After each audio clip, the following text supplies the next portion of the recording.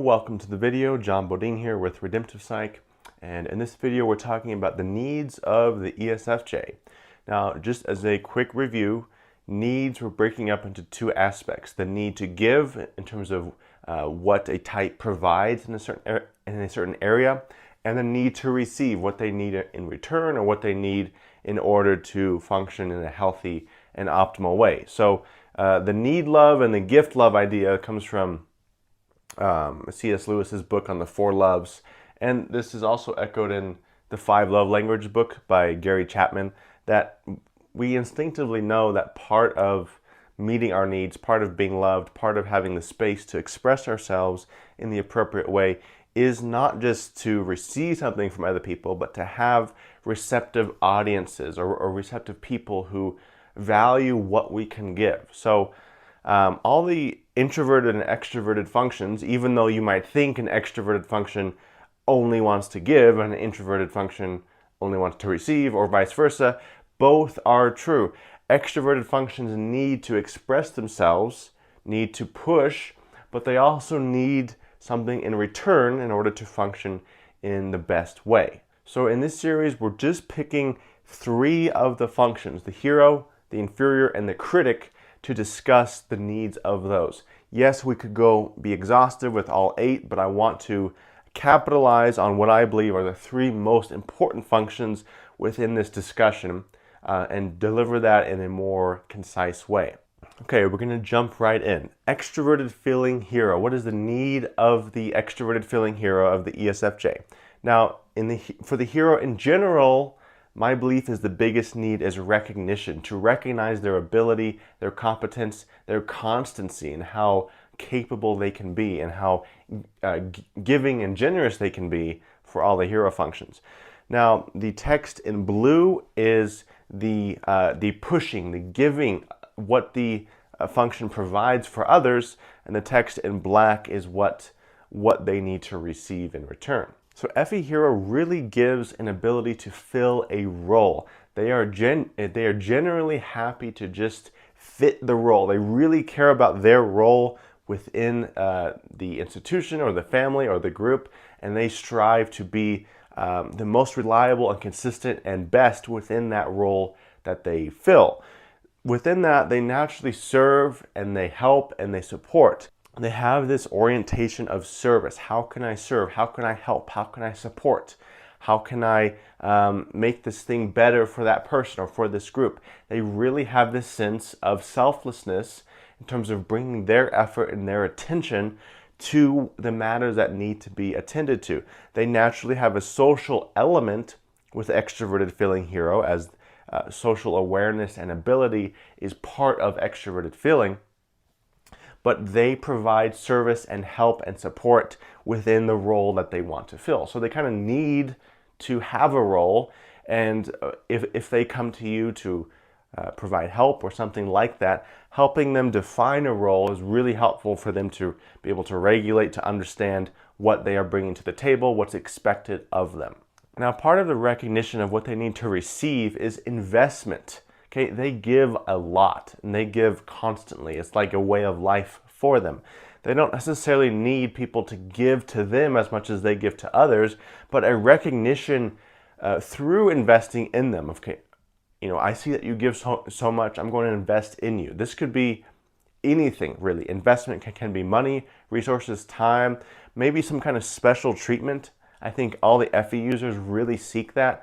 ESFJs with FE Hero is no exception. But another part of recognition here is the opportunity of recognizing FE Hero's ability to help, to support, giving them, part of investing in them is giving them opportunity of, hey, you were really effective with that person or with that situation or helping in that way.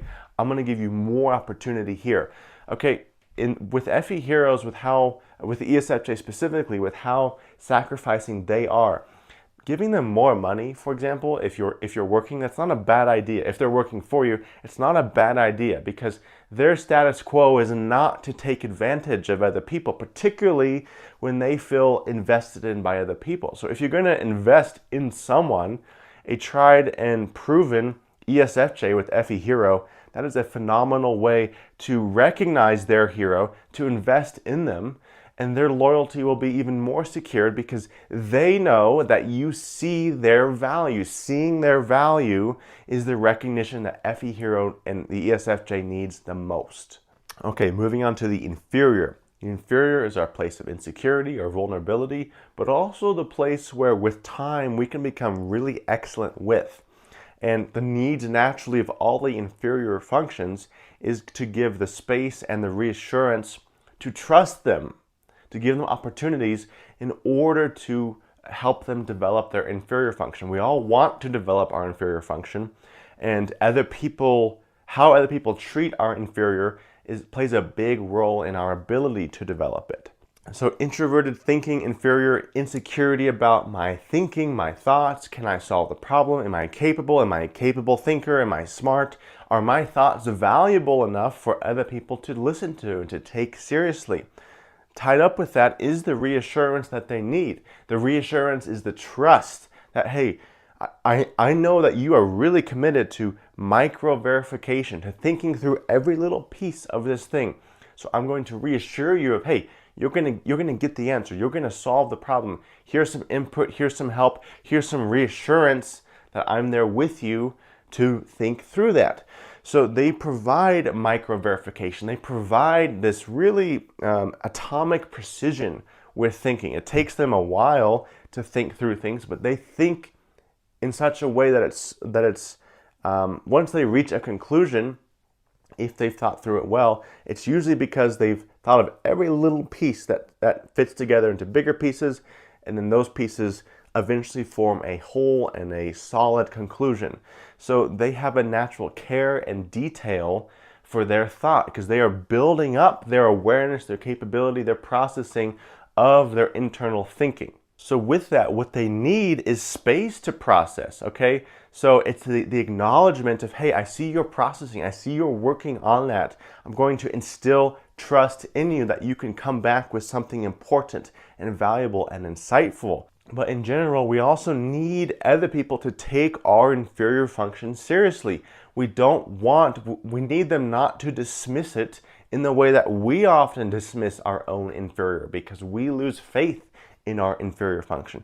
So if you take their thinking seriously and take the process of they really need to think through it in the way that they need to think through it, that is the investment, the belief that what they are doing is important and is worth taking seriously.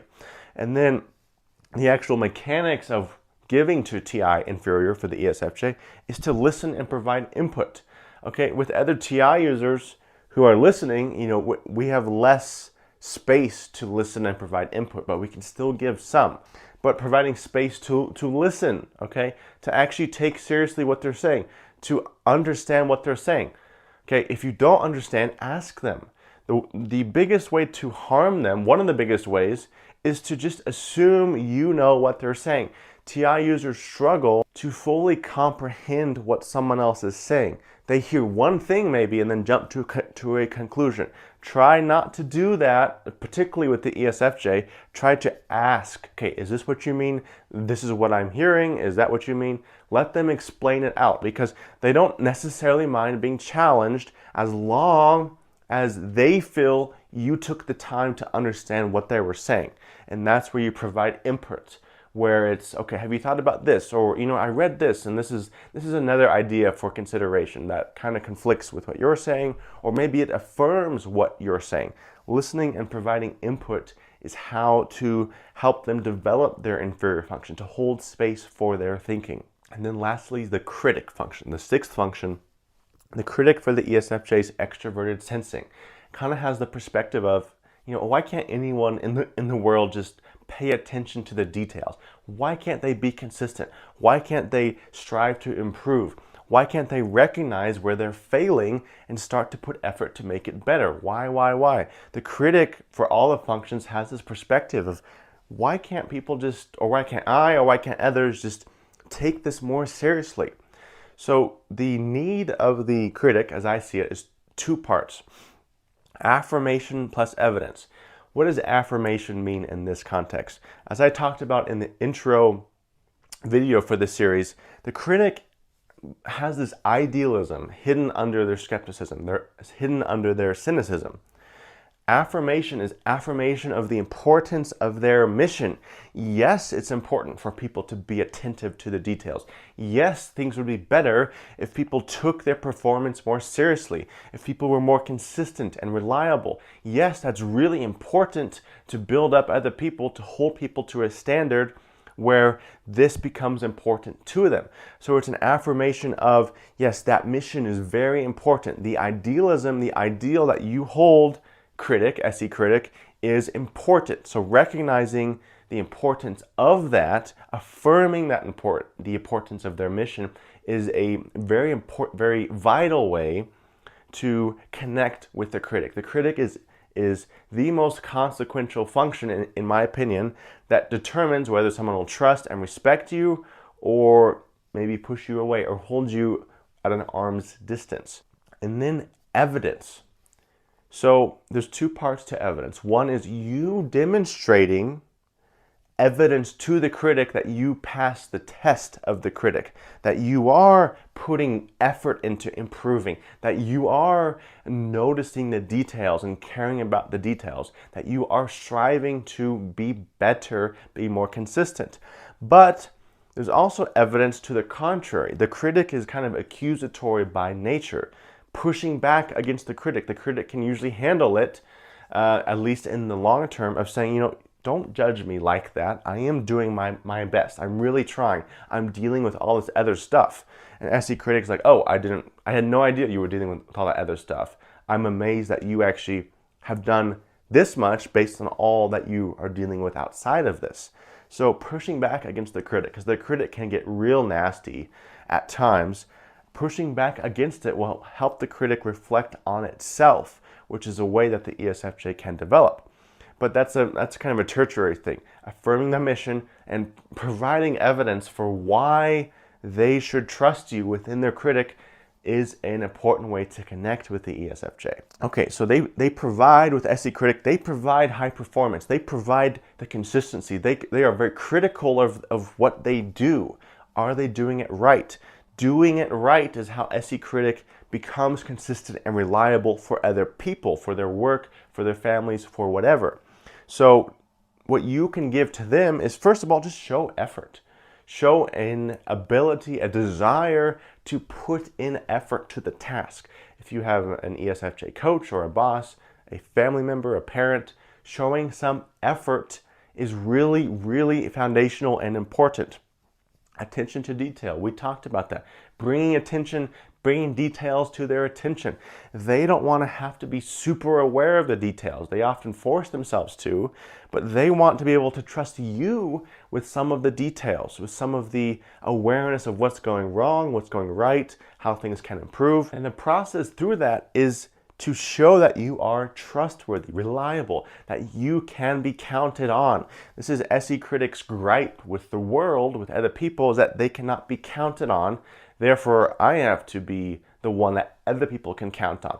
And they don't necessarily mind that. SI Parent, which they also have, they are reliable and consistent, but they want other people to at least value that a little bit, to hold themselves to the standard of, hey, I need to be a little more consistent. I need to not promise more than I can deliver. I need to actually care about the details to some extent. So through that, the end process of that is they want to be able to trust you and rely on you, just as they hold themselves to an extremely high standard of being trustworthy and reliable for others. All right, guys, that's the needs of the ESFJs. I really like ESFJs. I kind of have a soft spot for them. This is how to provide for them and to be a receptive audience for their hero, inferior, and critic. Hope you guys enjoyed. Thank you for stopping by, and I'll see you next time. Bye.